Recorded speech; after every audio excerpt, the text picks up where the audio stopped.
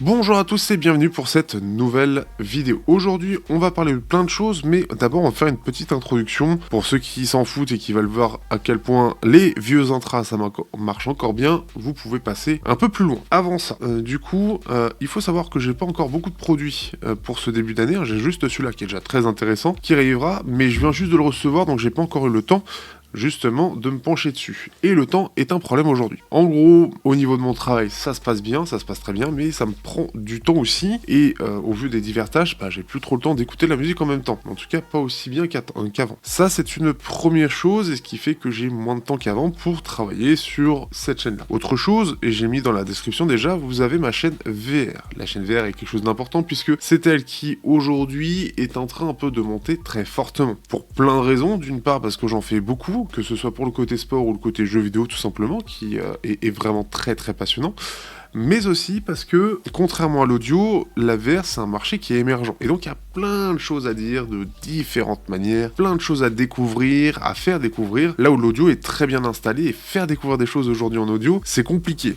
parce qu'aujourd'hui c'est surtout du test qui va être utile pour les marques et dire voilà si c'est bien ou pas. En VR, c'est comprendre le marché, qu'est-ce qui fonctionne, quel type de joueur il y a, etc. Et donc j'ai fait plein de vidéos sur le sujet. Ces vidéos-là sont hyper importantes, sont hyper intéressantes, mais forcément quel est le problème derrière? Ça prend beaucoup de temps. D'une part, je vous invite à aller vous abonner si jamais vous êtes intéressé. De l'autre, je pense qu'il y aura un ralentissement par la suite, avec moins de vidéos, peut-être plus des petites vidéos sur certains sujets, revenir sur certains intras, mais elle va sûrement un peu plus vivoter, parce que si, je suis quand même assez bien équipé aujourd'hui, donc c'est compliqué de trouver ce truc-là. Donc je verrai un petit peu, l'idée c'est pas de l'abandonner parce que l'audio reste vraiment quelque chose de fort chez moi, mais à un moment donné il faut faire des choix.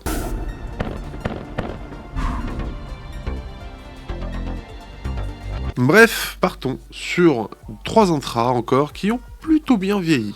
On va commencer avec l'Inu V2, ici que j'ai avec un câble 4.4 pour le coup, j'ai pris ce que j'avais. Et les Inu V2, c'est des intras que j'ai gardés. Je sais qu'à l'époque, je les trouvais sympas, mais pas incroyables. Ils avaient quelque chose de particulier, ce qui fait que je les avais gardés. D'une part parce que, ils étaient super compacts pour une cinquantaine d'euros, et ça c'était pas mal. Et de l'autre parce qu'ils avaient quand même un son qui était un peu à part, et je me rendais pas encore compte pourquoi, et on va s'en rendre compte là pour le coup, sur leur intérêt. Ce qui était intéressant à l'époque avec eux, c'était du double driver, le côté très compact, et un son qui était quand même plutôt apprécié. Yinyu aujourd'hui c'est un peu disparu, donc si vous les avez dans vos tiroirs, vous allez comprendre pourquoi, c'est plutôt bien de les garder. Pour faire simple, et je vais spoiler un petit peu, mais ça va être un peu le même résumé, globalement, ce double driver, à l'époque, je pense qu'il manquait un peu de technicité. Comme je suis un peu plus sur un côté global, ça me plaît un peu plus. On est sur une signature équilibrée un peu en V, et en fait, le truc, c'est qu'avec le côté technique, ça se ressent moins. On sent, et ça se voit en fait avec la courbe, ça manque un petit peu de profondeur au niveau de la basse. On était déjà sur du semi-ouvert qui nous était proposé à l'époque, ce qui fait que ça respire plutôt bien, on a une scène plutôt large. C'est quand même relativement bien détaillé avec une bonne séparation globale et une scène relativement large. C'est assez naturel. La basse s'exprime plutôt bien, mais la sous-basse, elle avait un petit peu du mal à s'exprimer. Les voix, elles sont vraiment naturelles, je trouve que globalement, elles sont vraiment bien retranscrites. Il y a une bonne dynamique globale. On a le bon équilibre entre le corps et la clarté, en étant un petit peu en retrait par rapport au reste, mais tout en étant complètement intelligible. Et les aigus, eux, en fait, comme on a un double driver, un dynamique, on sent que sur ce deuxième driver dynamique, sur les aigus, on a des petits pics qui sont présents, mais dans la généralité, on le ressent pas spécialement. Dans certaines musiques, ça va taper un petit peu, mais c'est vraiment sur la limite. Et ce qui fait que, par rapport à d'autres intras de l'époque, quand je les écoutais, ils avaient un pic de clarté qui était moins fort. Du coup, c'était un peu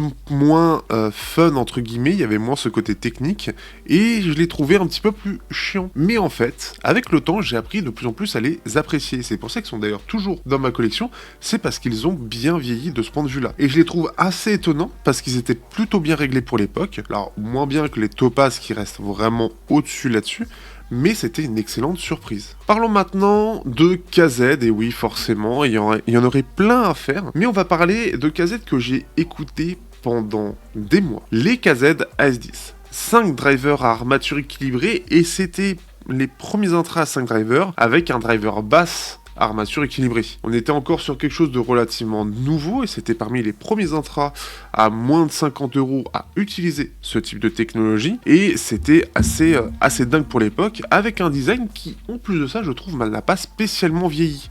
Et ça, je trouve ça assez cool.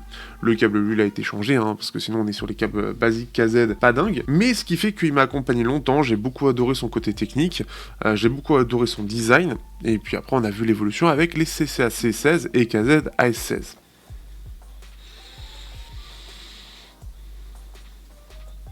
Les KZ AS10, eux, ont un côté technique qui est encore plutôt pas mal, mais je trouve que dans le ressenti, dans le rendu, il y a quelque chose d'un petit peu différent par rapport au Nino V2. Là où je trouve qu'il y a toujours un côté assez vivant, assez, on va dire, coloré, il y a un côté un petit peu plus terne sur les AS10.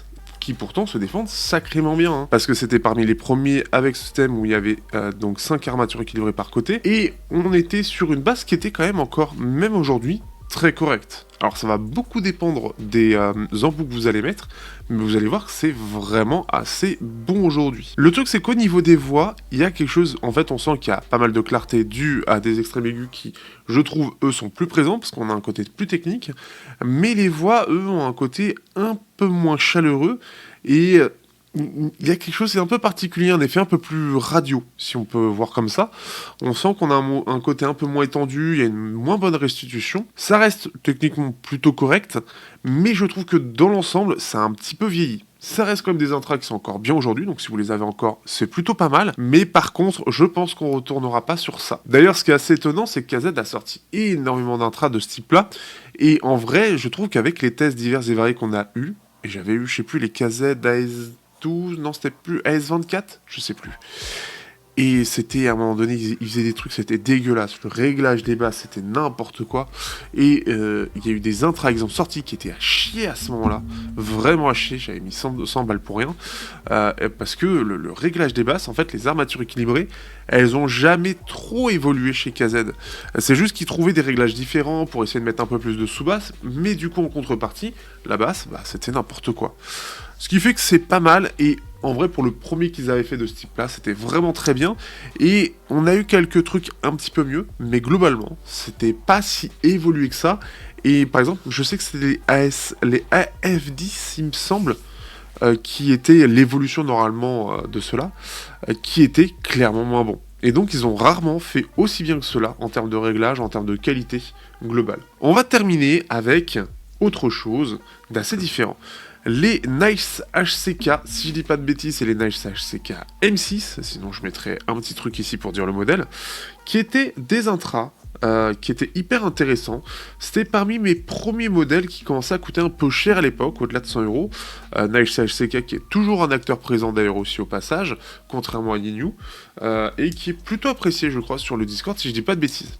J'ai dû changer le câble par contre, donc c'est un câble de Sennheiser, parce que les autres avaient été plus en bon état. La particularité, alors déjà on avait un verre qui était assez sympa, un côté un peu coloré, on avait des filtres qui étaient présents, et on avait même un autre modèle de DMG, ou c'était une marque un peu dans le style, qui était en gros, on sent que ça venait du même endroit, et ils avaient des filtres un peu différents. C'est un triple driver, un driver dynamique et 2 armatures équilibrées, on était aux environs de 130 euros il me semble, et c'était des intras qui étaient vraiment appréciés, parce qu'ils avaient un bon réglage aussi.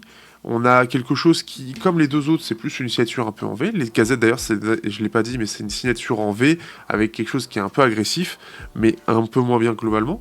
Et ici, on est un peu sur la même idée, mais je trouve que techniquement, déjà, c'était très solide à l'époque, et en fait, je crois qu'ils ont arrêté la production assez rapidement. Et je trouve qu'aujourd'hui, ils ont bien vieilli aussi. Le truc qui a le plus mal vieilli, en fait, c'est l'une des coques qui, du coup, a été maltraitée.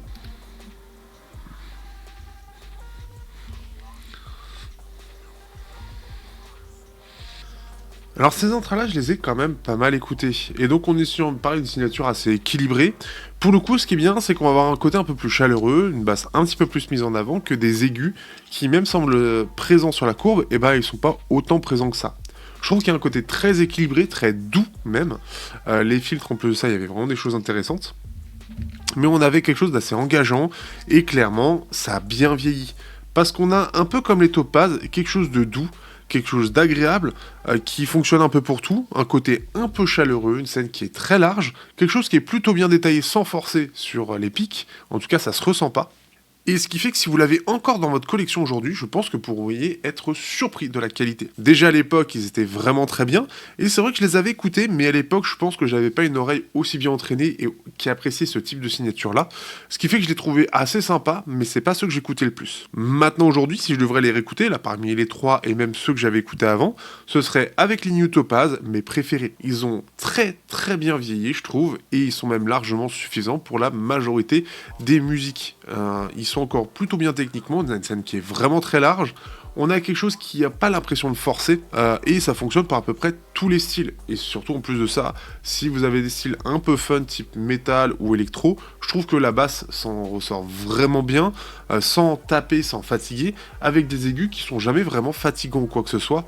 On a une voix qui est assez naturelle, et ils ont toujours ce truc un peu particulier qui est fait qu'ils sortent de l'ordinaire. Je trouve que pour l'époque, ils avaient fait quelque chose de vraiment bien, et je sais qu'à l'époque, ils avaient arrêté assez vite la production, donc j'étais assez content de l'avoir. Et en vrai, ils avaient vraiment très très bien vieilli.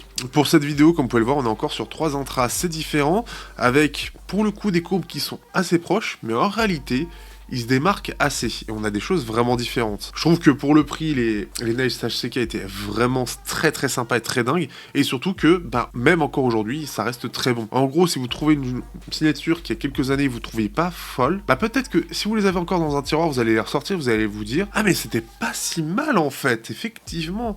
Ouais, c'est pas mal, peut-être que je vais les écouter un peu plus souvent. Et vous seriez surpris de la qualité. Surtout que là, en plus de ça, on a des aigus qui sont de bonne qualité, plutôt bien étendus, et qui sont vraiment pas là pour nous péter les oreilles, là où on pouvait avoir l'habitude ailleurs, comme par exemple chez KZ. Ce sera l'objet peut-être d'une autre vidéo plus tard, et sur ce, je vous dis à bientôt pour de prochaines vidéos sur la chaîne.